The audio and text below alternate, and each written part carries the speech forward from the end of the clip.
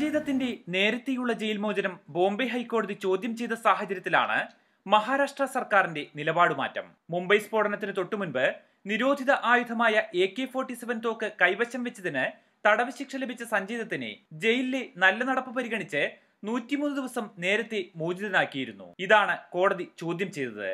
ശിക്ഷാ കാലാവധി തീരുന്നതിനു മുൻപ് ദത്തിനെ ജയിൽ മോചിതനാക്കിക്കൊണ്ടുള്ള ഉത്തരവ് നിയമവിധേയമല്ലെങ്കിൽ പിൻവലിക്കാമെന്ന് സർക്കാർ കോടതിയിൽ വ്യക്തമാക്കി. ശിക്ഷാ കാലാവധി വെട്ടിച്ചുരുക്കിയതിനെതിരെ സമർപ്പിച്ച പൊതുതാൽപര്യ ഹർജിയിൽ ബോംബെ ഹൈക്കോടതി നേരത്തെ സർക്കാരിനോട് വിശദീകരണം തേടിയിരുന്നു. നടപടിക്രമങ്ങളും ചട്ടങ്ങളും പാലിച്ചായിരുന്നു മോചനമെന്ന് വ്യക്തമാക്കിയായിരുന്നു കോടതിയിൽ സർക്കാർ സമർപ്പിച്ച സത്യവാങ്മൂലം. ജയിലിലെ നല്ല നടപ്പാണ് കാരണമായി ചൂണ്ടിക്കാട്ടിയത്. എന്നാൽ പകുതി സമയവും പരോളിലായതിനാൽ ദത്തിന്റെ സ്വഭാവത്തെക്കുറിച്ച് ജയിൽ അധികൃതർ എങ്ങനെ അറിയും എന്ന് കോടതി ആരാഞ്ഞു. സഞ്ജയ് ദത്ത് നല്ല നടപ്പുകാരനാണെന്ന് നിങ്ങൾ എങ്ങനെ തീരുമാനിച്ചു എന്നും കോടതി ചോദിച്ചു. ഇതേക്കുറിച്ച് വിശദമായ സത്യവാങ്മൂലം വീണ്ടും സമർപ്പിക്കാൻ കോടതി ആവശ്യപ്പെട്ടതോടെയാണ് സർക്കാർ മലക്കം മറിഞ്ഞത്. പൂനെ സ്വദേശി പ്രദീപ് ബലേക്കർ സമർപ്പിച്ച പൊതുതാൽപര്യ ഹർജി പരിഗണിക്കുകയായിരുന്നു ജസ്റ്റിസ് RM സാവന്ത്, സാധന ജാദവ് എന്നിവരുൾപ്പെട്ട ഡിവിഷൻ ബെഞ്ച്.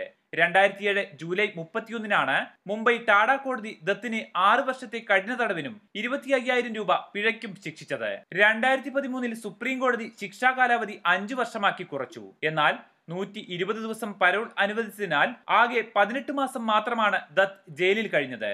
ഇത് നടപടിക്രമങ്ങൾ പാലിച്ചായിരുന്നു എന്നാണ് ബോംബെ ഹൈക്കോടതി പുനഃപരിശോധിക്കുന്നത്. മാതൃഭൂമി ന്യൂസ്, മുംബൈ.